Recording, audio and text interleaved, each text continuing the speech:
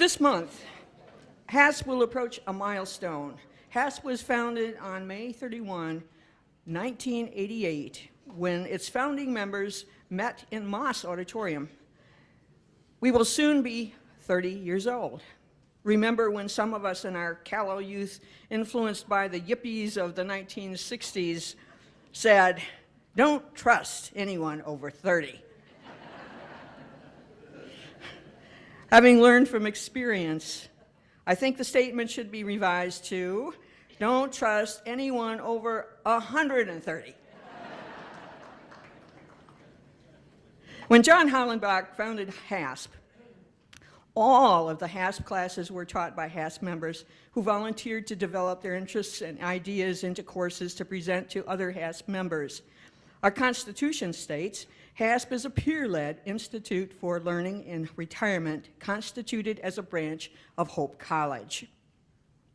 But over 30 years, we've changed. We continue to nourish our minds and spirits by presenting courses to each other, but in recent years, we also have been offering many courses led by Hope College faculty and by others who are not HASP members.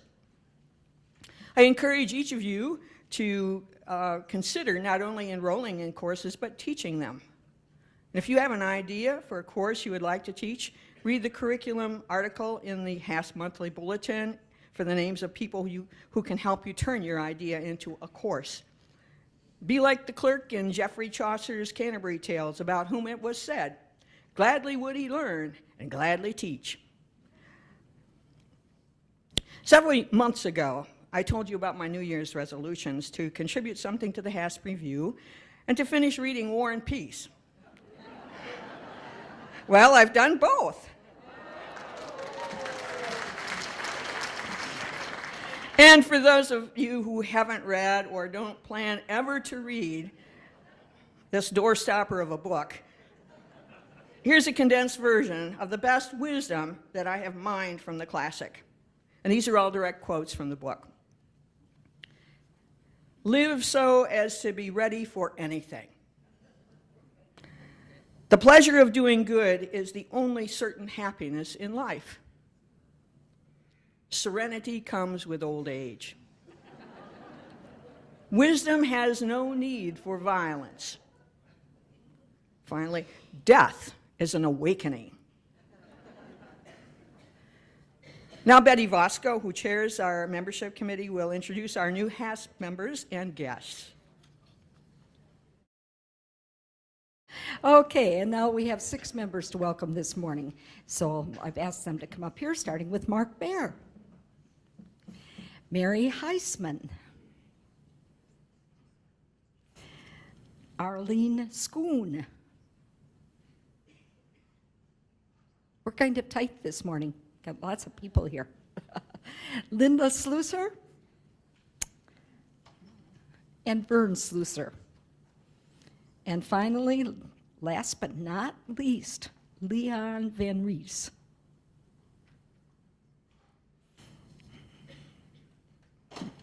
Let's give them all a round of applause.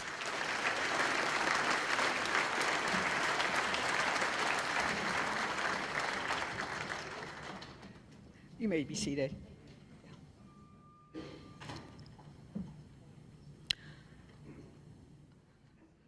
Paul Trapp, a member of our monthly program committee, will introduce our speaker.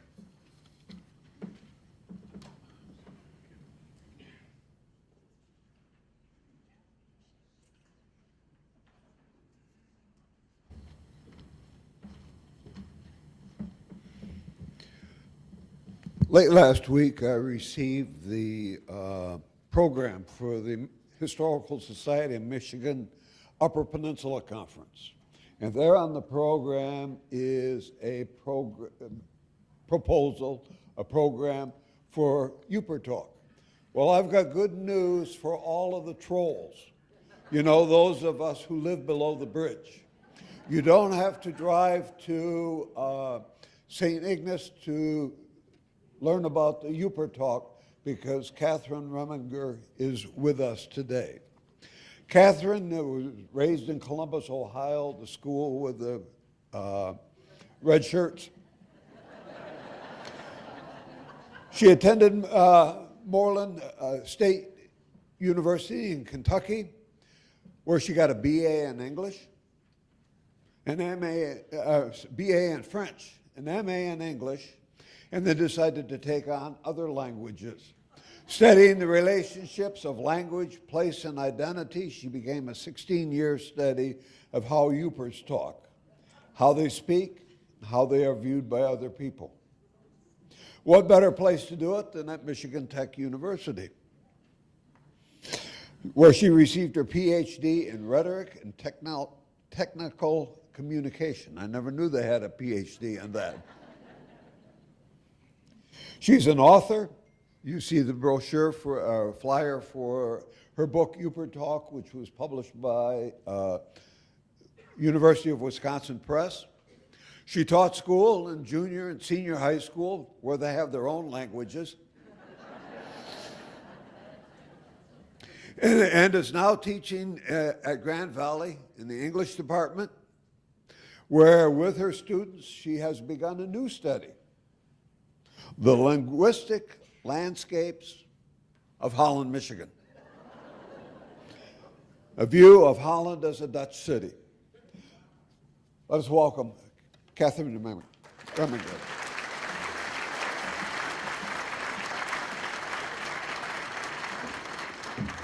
The crowd is yours. Wow, thank you. Beautiful morning, and I don't think I've ever talked to this beautiful of an audience before. Wow, thank you so much, Paul. I'm really happy to be here and to share my work with you, and I'll try not to say that I've been working on that. I want to first give some thanks, besides Paul, to all of you for coming, and to Grand Valley State University, who has supported my research and teaching for 23 years. I've been there that long. In the English department, I'm part of the Applied Linguistics program. We have a new master's program where people are, most of them are working to teach English as a second language abroad or be English language specialists. We also have a minor in applied linguistics. I'm also grateful to University of Wisconsin Press for publishing my book. And of course, my family and friends without whom their support, my parents especially, I wouldn't be here. This morning, I want to describe the history of Yooper Talk and how it came to be. I'll also talk a little bit about what makes a dialect a dialect. And my goal here is for us to understand not just what Yooper Talk is and how it's come to be, but to understand language variation in general, dialects. Whether it's a regional dialect like Yooper Talk or what you might hear in Eastern Kentucky, where I did my undergraduate work, or what you might hear from social varieties like Hispanic English or African American English. And let me see if this works here. Yeah. Much of what I'm going to talk to you comes from my book, Yooper Talk. My aim in writing the book wasn't to describe the dialect, but like Paul said, to make connections between how history and the way people interact have created a dialect. And that's what I'll be focusing on today here.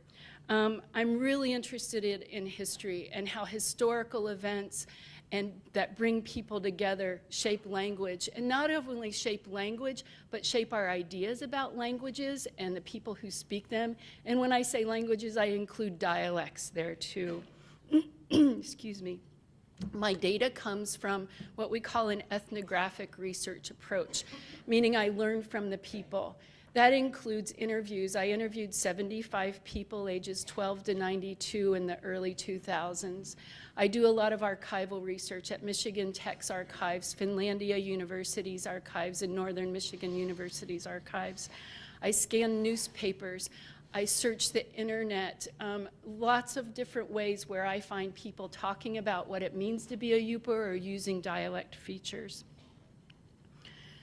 A lot of people ask, well, if you're covering the whole UP, how is that possible? Because people speak differently in Sault Ste. Marie than they do over in Ironwood. And that's true. Even in our small area here from Holland to Grand Haven, there's dialect differences, not real significant ones. But in the UP, because it's such a large place, there are significant differences, and partly because of settlement patterns. Most of the people in Sault Ste. Marie have tighter connections with Canada than they might in the northwestern part. My research area focuses on the northwestern area from Marquette, you see in the circle, up into the Keweenaw Peninsula. I did this for a few reasons. Well, two main reasons. One, I had contacts there. Having gone to school there and having local friends, I could interview people easily through friends of friends, what we call technically a snowball technique, friends of friends of friends of friends. I also chose this area more significantly because this is where that iconic Yooper voice comes from. And part of that is because the dialect that people recognize as sounding like a Yooper has strong ties to Finnish language, and I'll talk about why that is. And the majority of people who settled in this northwestern area were Finnish descendants, or well, now they're descendants, but were from Finland. So what I'll talk about here is historic events and economic factors and how they've drawn people to this region from about 40 different nations over time. To understand what makes a dialect, of course, it's important to understand its history. So how has English in the Upper Peninsula emerged and developed over time? How has this affected what it means to be a Yooper? And how is this connected what it means to be a Yooper? How is that connected what it means to sound like a Yooper? I'm not going to read all the time, but I have to stay on track because I could talk for hours and I don't want to do that. You know, I'm a teacher, so, okay.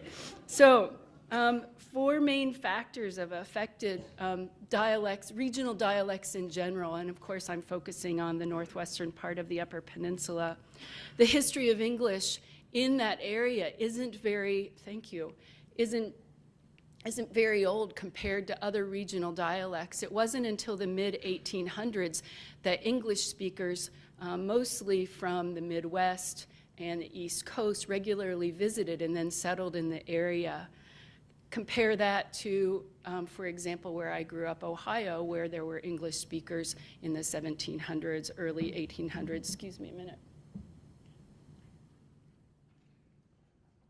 minute. Excuse me. In addition to the recent history, is combined with its isolation. If any of you have ever been up to the Keweenaw, you know it's not an easy drive. It's a long day in the car, maybe 2 days, but now they've increased the speed limit on Route 2 to 65, which means you might drive 75. So it's a little bit easier to get there, quicker anyway. So geography, that isolation has helped maintain that area of the dialect. Historical events like immigration, who has settled there and how they settled, where they settled, who they interacted with. Economics, especially in this area, would be mining and today tourism, although there's been a strong tourism element in the Keweenaw, which it's hard to believe since the 1860s. I found newspaper articles complaining about people from the cities coming up there and not knowing anything about the area. And then, of course, our language attitudes. What we think is good English, bad English, that also affects dialects and when people speak and how they speak, and I'll show you some examples of that. I'm assuming you all know what a Yooper is, but just in case, here's a dictionary definition from the Merriam-Webster Collegiate Dictionary. It became an entry in this dictionary in 2014. Yeah, it's right between your and you-who. Which I think is a perfect spot for it. What's interesting even is that how that got in this dictionary. There are lots of different dictionaries, and different dictionaries have different words. Popular dictionaries like Merriam-Webster's, they want to make sure a word is widely known and used.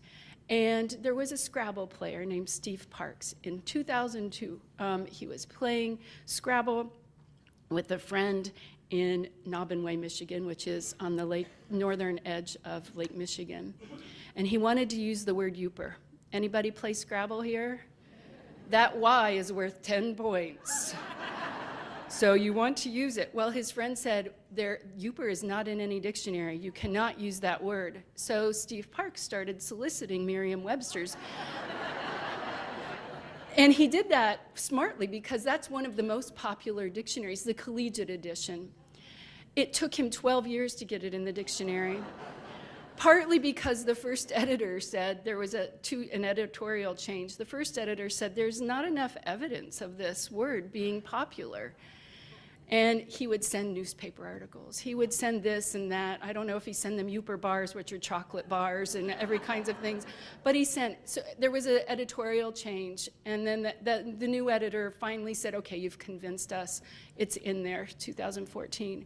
But what's interesting, that word still is not very widely known outside of Michigan, northern Wisconsin, northern Minnesota. And the best evidence I can give you of that is that the word Yooper or associations with Yooper have been on Jeopardy answers for 3 times since 2003. Jeopardy's a trivia show. Trivia relates to small unknown things, right? So there's my best evidence, but now you can find it in at least Merriam-Webster's dictionary. I also want to acknowledge that Yooper is a contested site of meaning. And what I mean by that, not everybody feels very passionately about this word or being called a Yooper if they are from the UP. There's a lot of derogatory comments sometimes made about Yoopers being backwoods. For example, students I've met at Grand Valley who are from the Upper Peninsula, they have told me that soon they change the way they speak when they come to campus if they have a significantly marked dialect, because they don't want to get teased. And they do get teased or harassed. You know, do you have an outhouse? Do you drive a snowmobile? Do you have ATMs? All that stuff that makes it seem like people in the UP are stupid and not really with it.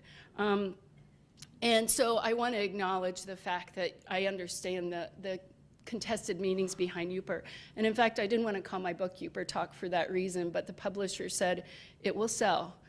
Get rid of that long academic-y title that you have for it.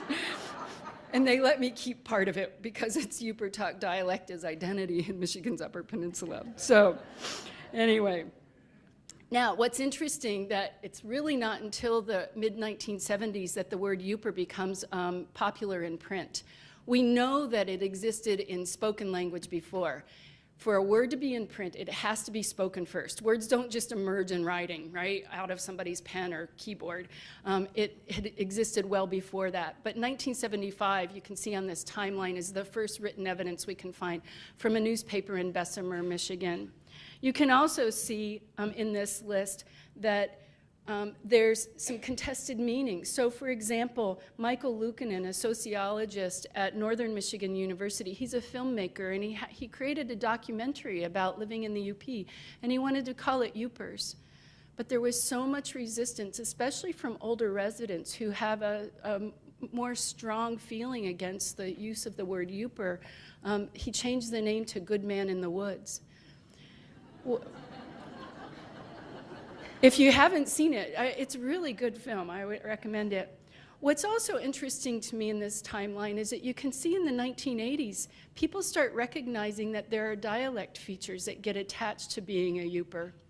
So in 1983, Jack Bowers of Marquette, you might have one of these on your car, or you've seen them anyway, a green bumper sticker that says, "Say ya to the UPA." And he created that, Jack Bowers created that bumper sticker actually in resistance to a state of Michigan tourism campaign. And the tourism campaign was "Say Yes to Michigan." But whoever made the maps kind of forgot the UP was part of Michigan and left it off their maps. So this was Jack Bowers' act of resistance and created, instead of "Say Yes to Michigan," "Say Ya to the UPA." So you see that ya and a duh starting to emerge here.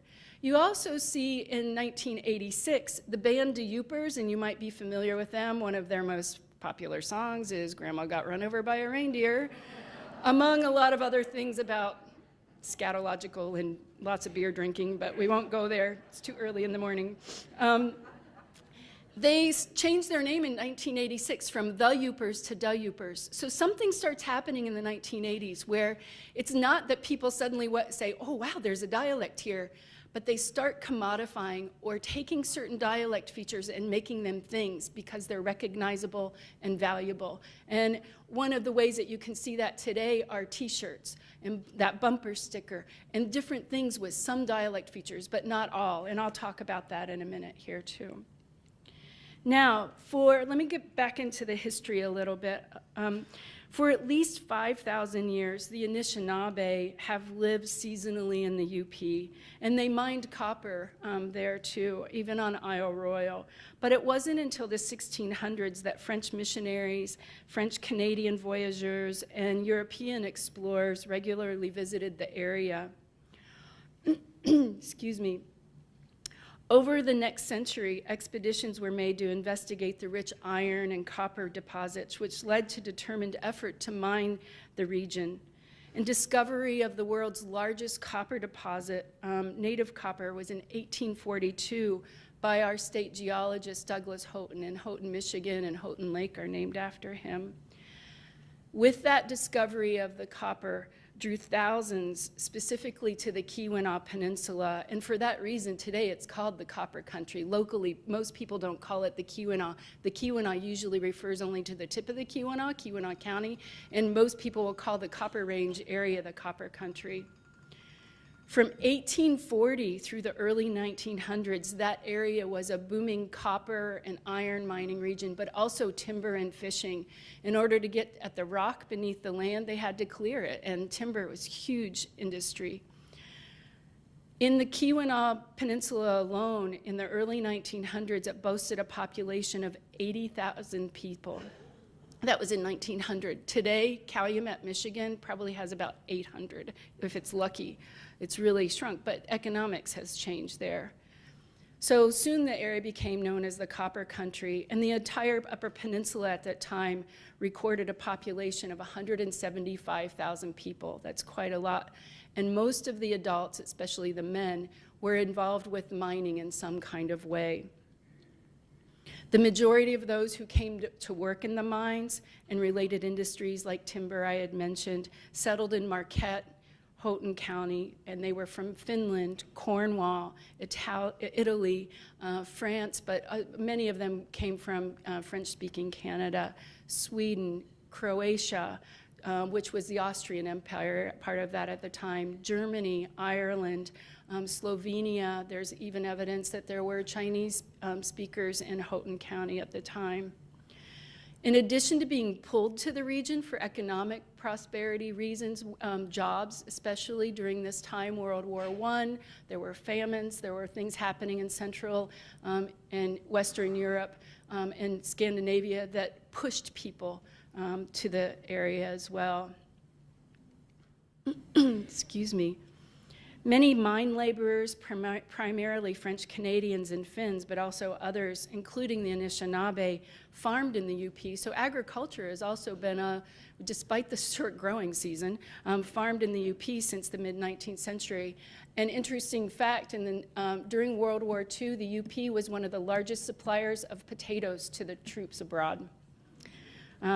While some folks settled in rural areas, others were attracted to larger towns like Marquette and Ontonagon and Calumet, Houghton, with the promise of prosperity earned from businesses and shops. Collectively, industry, agriculture, commerce were needed to sustain this burgeoning community. And the growing population and seemingly endless supply of copper and iron continued to draw laborers, merchants, artisans, and others to the region through the early 1900s. But that stopped in the 1920s because of immigration laws that changed and restricted immigration.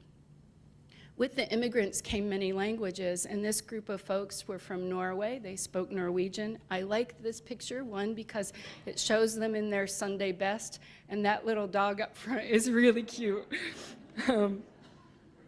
These Norwegians, as well as the French speakers and Finnish speakers and German speakers and Italian speakers, had their own social organizations. So in Calumet, there was the Italian Hall.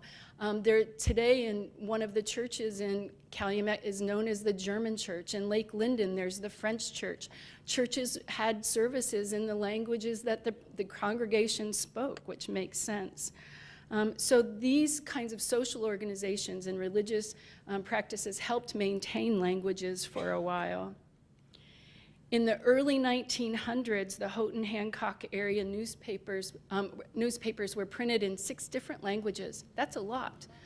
Consider today people hardly read newspapers, and they're in English for the most part here. But Calumet schools, their records from the early 1900s show that there were students who were from 40 different nations. You can imagine that they spoke at least 20 different languages, probably.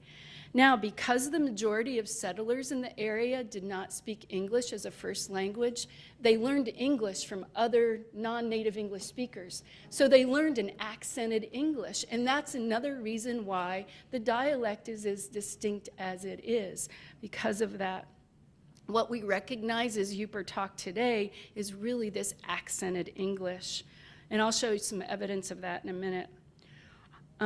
The other thing is that although children were forbidden to speak their home languages in schools, and I have evidence from people telling me in interviews they would get beaten at school if they spoke their home language, that they often did speak it at home, of course, unless they were from a long line of kids. The older kids were usually the Finnish and Italian or German speakers, and the younger kids probably could understand it but might not speak it. I don't know what that is. So, somebody got email, it's not me. This is an image from a strawberry harvest at a Finnish co-op, and Finns tended to, as soon as they could, move from the mining communities into rural areas. Same things with the French Canadians tended not to work in the mines, they tended to do work in the labor or the lumber camps. But the Finns and the French Canadians often lived in rural communities, and the Finns had co-ops where they would share harvesting, they would share farm implements. And this comes from Oscar Bay, which is in Houghton County. Finnish had a significant effect on English in the northwestern UP because of language contact. One, because Finns were literate. In order to get married in Finland, you had to be literate. Most of the other immigrants were not literate. If you're literate, it helps you keep your language alive. You read, you write letters back, you speak it, you share it in different kinds of ways. Another reason is that Finnish isn't related to English, whereas Italian and German and, well, Irish English is related to English, but you get the idea. Those languages are related to English, so it's a little bit easier, very much like Dutch. Dutch and English are really tight cousins. So if you understand English and you can get beyond some of the Dutch sounds, you can understand Dutch pretty well.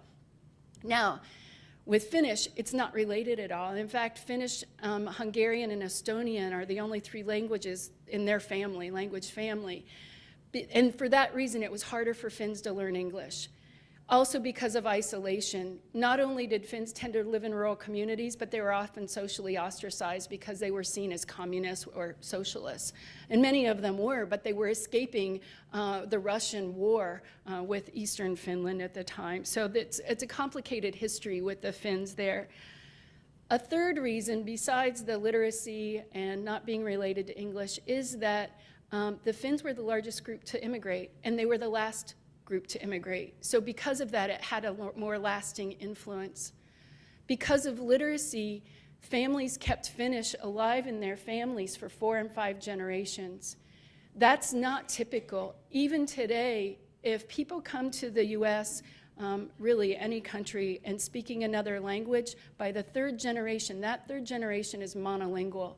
2nd generation will be bilingual. That 1st generation who come, they might be bilingual, but chances are they know some English, but not maybe as proficiently as the 2nd generation. So when people are afraid of English disappearing, just look around the world and how English has spread. It's different kinds of English, but there's no fear right now, anyway, of English disappearing for any time soon, especially in the United States, where you have to learn English and acquire English if you order to succeed, especially in school. So you can see how Finnish has had a lasting effect on the language. For that reason, oftentimes people ask me, well, why didn't you have a whole chapter on Finns? Because they're so important. Other people have whole books on Finns and Finns in the UP. So I thought I could talk about them, but I don't need to focus on them. The other reason is so many more groups affected the dialect in the area than just the Finns, although the Finns do have that lasting effect. This is a tart. I can't remember I think it was a nectarine tart I made, and you might say, what are you doing? Okay, so before I give examples of how the history has shaped the dialect, I want to talk about what makes a dialect a dialect. Think about language as a pie. This is my analogy, or a tart. And like English is any old pie, any kind of generic pie. And different dialects, whether you come from Eastern Kentucky or Central Ohio like me, or Holland, Michigan, or the UP, those are different kinds of pies, berries, pies, blueberry, cherry. They're different kinds of languages on that same theme. So we recognize English as a pie, but then we have different kinds of Englishes, right? It could even be a tart. What we perceive as standard English is even a kind of pie. It's not the pie, it's a certain kind of pie. Maybe it's your favorite pie. In linguistics, accent refers just to pronunciation, where dialect is pronunciation, vocabulary, and grammatical features, even how people interact. All of those make a dialect, where accent is just the pronunciation. So I want to talk about that because what makes a dialect, I'm going to give you examples of pronunciation, vocabulary, and grammar to talk about the UP. These features, or linguistic features, are also what helps us recognize when we hear something, we say, oh, you must be from, let's say, Northern California, because I recognize your vowels. There are certain vowel sounds in Northern California, believe it or not. Or you probably could say that. It's called oo fronting, dude. When people say dude, dude, that comes from Northern California. So, now, here's an example. We find evidence of language contact in the dialect and the pronunciation, the phonology, or the sounds.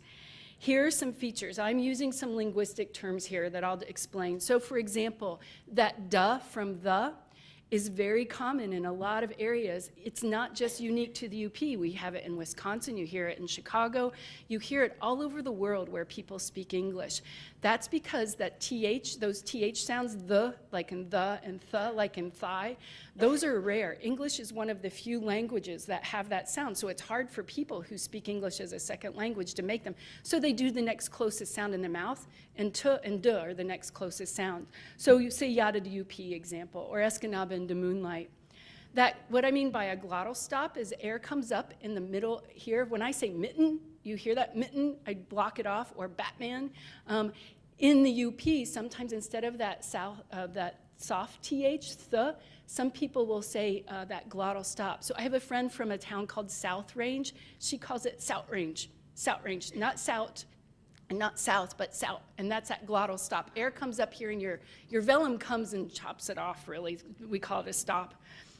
Or they might do a t sound, right? So you'll hear people sometimes say sout. Or in the local pronunciation of Houghton, Houghton, Houghton, instead of Houghton. I still have it in Houghton.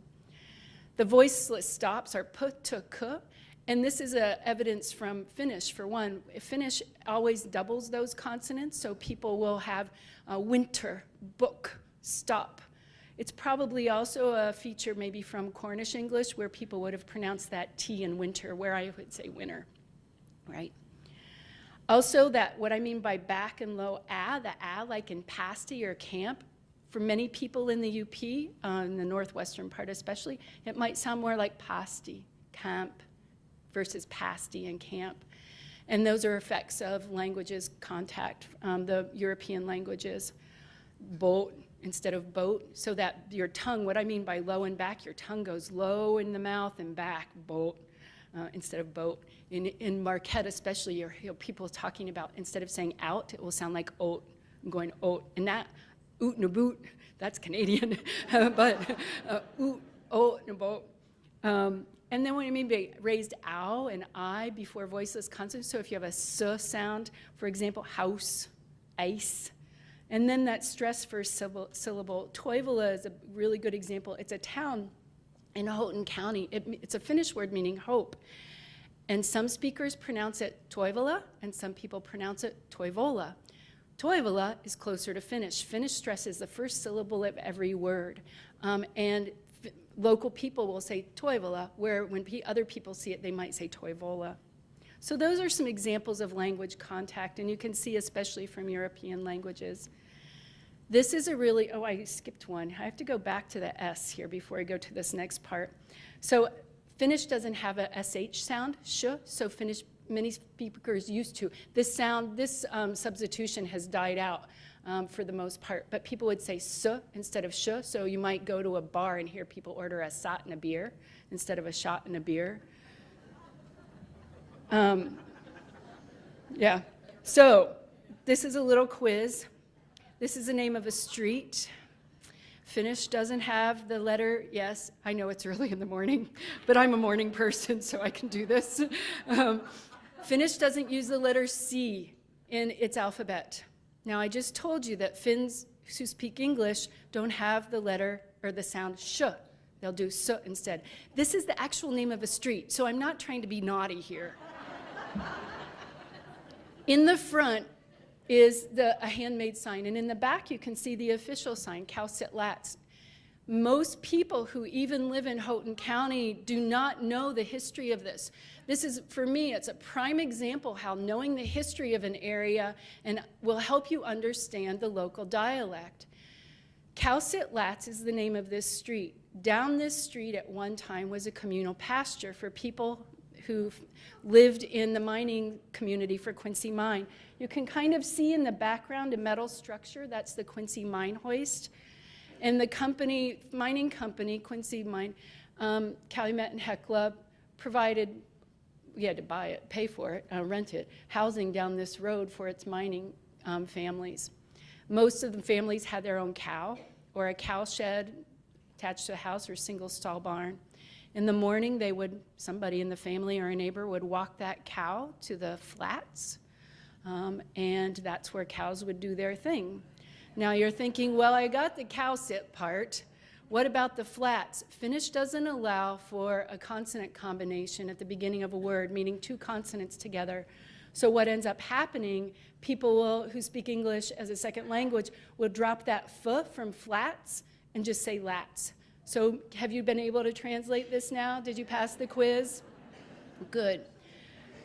Now, part of the history of this is, too, that a local resident who lived down this road, Wimpy Salmi, he wanted to name this street Kausit Lats, and he made that sign in the beginning, in the foreground here, and he hung it there in the 1980s.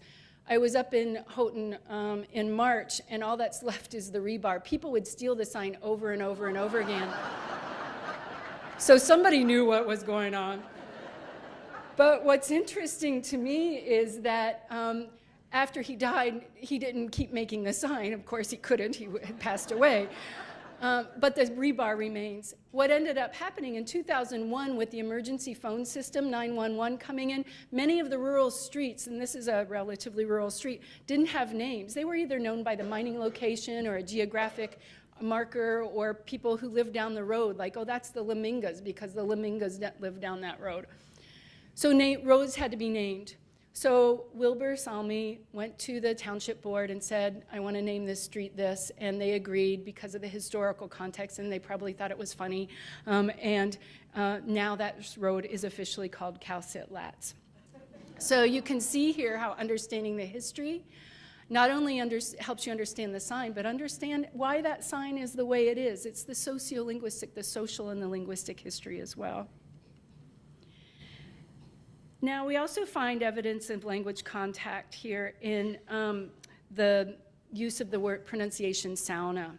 And that, of course, comes from Finnish, but also Western European languages that would pronounce the word like that. This is a really good example of what we call in linguistics a shibboleth. And some of you might know shibboleth from biblical stories, and it's used the same way. It shows insiders and outsiders.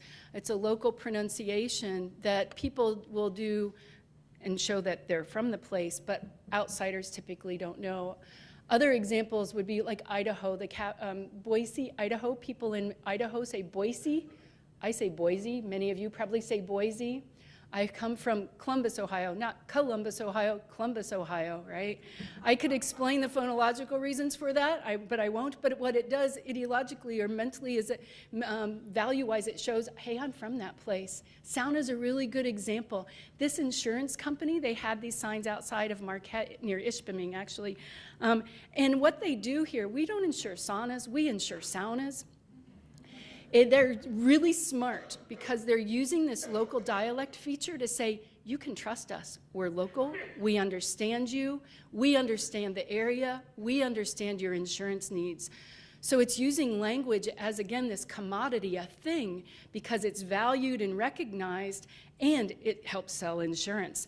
When I was there in March, the sign is, they've changed the sign. I was really glad I got a picture of this one, because now it doesn't have a dialect feature. I can't remember what it said. I didn't stop and take a picture. So sound is a really good example of that kind of phonological feature, too. Another example would be the word pasty, a shibboleth, because most people see the word pasty, and they want to say pastry or pasties, which are not the same thing at all. And I have evidence of that. I don't have it here, but there's a magnet you can buy at tourist shops that says it's not pastries, it's not pasties, it's pasties, Yooper food of the gods. What's interesting is that these dialect features that we recognize as being Yooper today didn't always mean Yooper. In the early 1900s, they instead signaled that you spoke English as a second language or that you were working class. Now today, working class is still associated with being a Yooper for a good reason. It's a working class majority population, and it comes out of a history of hard work. But you can see in this first example, it's a folk song about shipping on the Great Lakes, and it's sung by French Canadians. So you can see some of these French Canadian features. But the ones I've highlighted in blue are what we recognize today as Yooper talk, right? Da wind for the wind, denda, then the, sorry, troda, throw the, tree four, 3, 4. So what was in the early 1900s recognized as speaking English with a French-Canadian accent is today what we would recognize as sounding like a Yooper. Also in the early 1900s, 1905, this was from the Daily Mining Gazette, which is the newspaper from Houghton.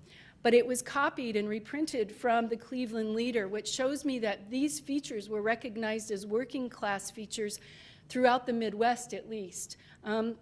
So dat yous instead of that you, and that yous, of course, is the plural you, and I'll talk about that in a minute. But you can see here how what we recognize as being Yooper is also relatively new. It happened in the 1950s. After the World War II post-war boom, with a third generation of monolingual English speakers, with parents who wanted their kids to sound like they were American, and especially after World War II or during World War II, we have a recognition of a local way of speaking, but it was also time. 100 years had passed since English speakers had settled in the UP, so the dialect had time to develop and emerge and become recognized. Also, with the building of the Mackinac Bridge in 1957, allowed easier access to the UP. So people from downstate, us trolls, actually I'm a Buckeye, which I don't know which one I prefer here. I'll claim being a troll. But with the building of the bridge made access easier, so you would have people who spoke different varieties of American English come into contact with the UP more and more. In addition to phonological features or sounds, we have vocabulary, and you can see from this list, and this is a very limited list. I just pulled out some to show the different languages that have affected some of the vocabulary. Now, this is true for American English or any English in general. English, over 2/3 of our vocabulary of English language is borrowed. English is a really good example of a mutt language. We borrow it, we steal, we don't give them back. Actually, Pokemon is the only one we've taken back. The Japanese borrowed pocket monster from us, turned it into Pokemon, and we took it back as Pokemon. But that's rare, it's very rare. But you can see from this list, chook, a knit winter cap, comes from Canadian French. The Qatar, Lake Superior Qatar, meaning cold or congestion, that's also from Canadian French. French also affected it's a direct borrowing or direct translation of make wood, to cut wood. You see the Irish English use of yous. You find yous or versions of it like yins in Pittsburgh, right from Irish English speakers. Many of the place names in the UP come from Anishinaabemowin or Ojibwe. And what's interesting, like Keweenaw means passageway. Munising means by the Big Island. And if you know, Munising is on the shore of Lake Superior, and Grand Island is off the coast. Ishpeming means pioneer or first place, because that's where the first pig iron furnace was. Now, those names like Keweenaw and Munising were used by the Anishinaabe, but Ishpeming was given to Ishpeming by English speakers on this rough translation. Other words that look English, like Laughing Whitefish River, actually are direct translations from Anishinaabemowin. So a lot of the place names, whether they're English or in the Anishinaabemowin, are from that language. We also have Lake Superior, which shows in Lake Michigan, all of the Great Lakes show an influence from the French voyageurs, because French puts the noun first and the adjective after it. Otherwise, English speakers would have called it Superior Lake or Michigan Lake, but it's reversed. So you can see the influence of French there. You can see also influence from foods from different languages, Finnish especially. You can go in grocery stores in Houghton or in Hancock and buy a lot of these foods like nisu or panakaku. Marie Catribes in Grand Rapids actually sells panakaku and nisu French toast too. What's interesting to me that most of these words are recognizable, and you'll see them on bumper stickers or you'll see them in grocery stores. But some of them, like bakery, I've never seen a t-shirt that says, I eat bakery. I've never seen a bumper sticker or a ball cap that said, give me some bakery. So some of these words don't become recognized. And what ends up happening is that then people have a misunderstanding sometimes of what makes a dialect, because they think everybody in the UP will say, Sayada UPA, or you betcha, or holy wah. Holy wah comes from holy what the, add your favorite expletive on it. But what's interesting is not everybody sounds the same, and not all of these words are recognized. Bakery is a really good example. Here's a sign I took at a music festival in Covington, Michigan. All bakery, fresh from Lowry's Pasty Shop. They're not selling the buildings, they're selling these nice cinnamon buns. So bakery is also found in other German settled areas. So Milwaukee, you can buy bakery and you'll hear people use bakery. Do any of you use the word bakery for the baked goods themselves? None, no, okay. A friend of mine, her grandma used bakery that way too. My grandma spoke German, but I can't remember if she used bakery like that. Pank is another good word that's from the UP, and people often recognize that as being unique to the UP, but this is an entry from the Dictionary of American Regional English that shows, nope, it's not just unique to the UP. People in Pennsylvania and upstate New York use it too. It means to pat down or make compact. I learned the word at Michigan Tech when I learned to shovel or scoop, actually. We say all of that snow, and you had to pank down big ramps so you could shove the snow on the other side of it. Not into the street, or you get yelled at, as I found out. But what's interesting is that we know that this word probably came in with miners, because all three of these areas are mining regions. We also know who worked in the mines, and Norwegians, Swedes, and Danes worked in the mines. And if they have the word banka, we probably got the word from them. But you can see at the beginning of the entry it says perhaps. It means the dictionary makers don't really know where it came from. So it could be a combination of pack and spank, or it could be a borrowing from those three languages. There are grammatical features, too, that make Yooper talk, and these are just some. You'll hear people omit the articles a, an, and the. Sometimes Finnish doesn't have those. And also prepositions. Finnish doesn't have prepositions. Instead of saying, for example, I went to the store, they would say, I went store. And that's because Finnish will use a suffix on the ends of nouns, where we would use a word before the noun too. They would have a suffix or an ending on the end of the word. We call this an illative phrase. You'll only hear it when people are talking about moving to or toward a place. So people will say, I went post office, or let's go mall. And where you might say, let's go to the mall, or I went to the post office. It's a really good example of language variation. It's not bad English, it's just a variety. That's why we call them varieties of American English. But people will hear that and say, that's not good English. People might say it, but they probably wouldn't write it in a school essay or a business letter. People know to use different language features in different ways. The tags a and hey, like have a nice day, A, that's a pretty dress, hey. Those probably came from one of three languages. Cornish English, because Cornish speakers would have said A, or Cornish English speakers. Canadian French speakers have rien, and Anishinaabe speakers have ein. And the French Canadians and the Anishinaabe interacted really tightly. So we're not sure where those three one of those came from. What's happened over time, A is shifting to hey. People didn't want to sound like their grandparents, so they started saying hey instead of A. There's a student at Michigan Tech that did a study and found that that was age graded, meaning older people said A, the younger people are saying hey.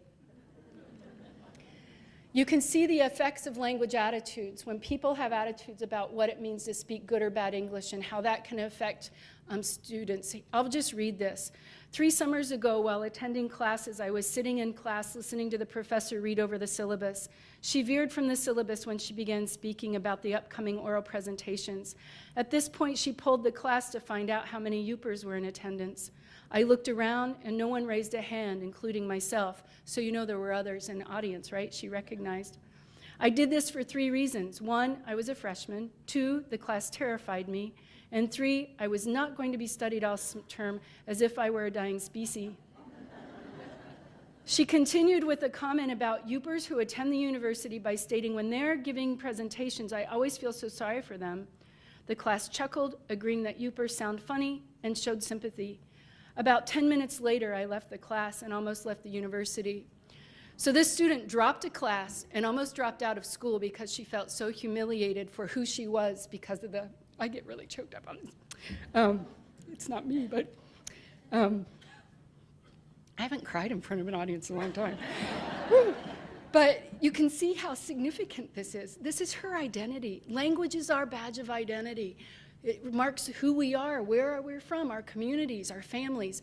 By getting criticized this way, this professor was probably not intentionally criticizing that student, who she was from, her family, where she grew up, and most of all, who she was intimately with the place.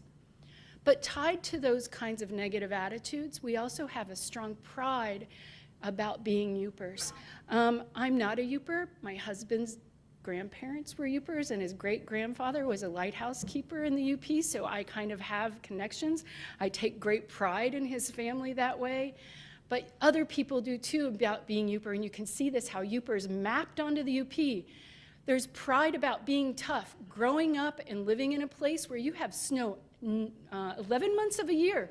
No, I'm serious. The only month that snow has never been recorded is August. It also comes out of a history of hard labor and hard work. There's a lot to be proud of getting by with what you have and being independent, isolated. So when we think about what it means to be a Yooper, it's really important to think about the pride involved there too. I think too that, I lost my place here. I'm gonna end here. So I think what I want you to take away is not just that language is our badge of identity, but that language emerges through history, and more importantly, through our interaction, who we come into contact with, our dialects, our languages, but also our attitudes and values about those languages and dialects that we saw from this student, the stories I get from my students from the UP who want to hide who they are in their talk because of being ostracized. My hope is that by understanding the history of Yooper talk, and more generally what makes a dialect, that we can realize that it's not bad or good English, it just is. It's a variety, and that's why we call it that way. To paraphrase the blogger Mr. Verb, language varies, deal with it, revel in it. Thank you.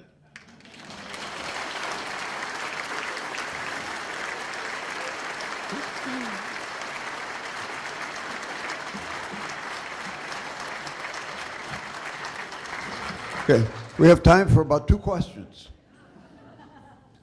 On the side?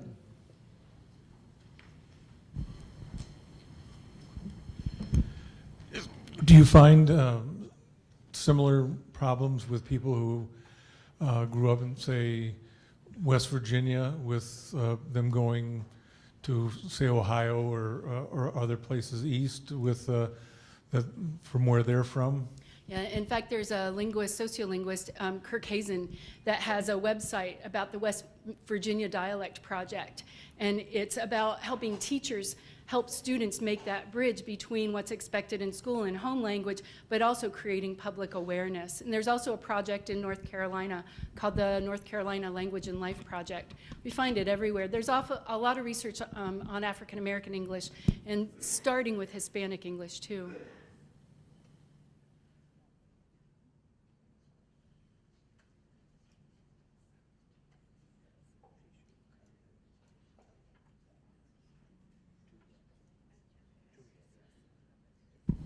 I have a question about pronunciation, which you briefly touched upon. I first noticed a shift in pronunciation when I heard George Bush in his speech pronounce T-O as tuh. I heard you do that in your speech. I've noticed it in some other words where we're losing our little O. It's disappearing from our speech patterns. And I'm wondering if this is just a victim of dialectalism, or should we be worried about that and try to restore? You can try. Language, well, really what Mr. Verb says is language changes, deal with it, revel in it. I changed it to language varies. Probably what you hear in me is my Midlands dialect. I'm from Central Ohio, and that's the Midlands. George Bush, too. Now, I just said two there. But what ends up happening, probably what sounds are around it phonologically, so when sounds are around other sounds, it affects it. Also being relaxed or not. Also regional dialects, so some people, for example, in the Midlands might say tuh, and other people further north might say the O sound more often, O, right? It depends on where that O is pronounced in the mouth. We probably won't lose the letter, we might lose the sound. We lose lots of sounds, so the reason English spelling is so messed up, Mario Pei, the linguist, said it's the world's most awesome mess, is because sounds have changed after spelling was set. So the word meat, M-E-A-T, used to be pronounced mat, and yet now we say meat, right? But we have three words, M-E-E-T, M-E-T-E, like to beat out meat, and M-E-A-T, all pronounced the same, but at one time they were all pronounced differently. So sounds will change, and I'm sorry, there's nothing we can do about it, really.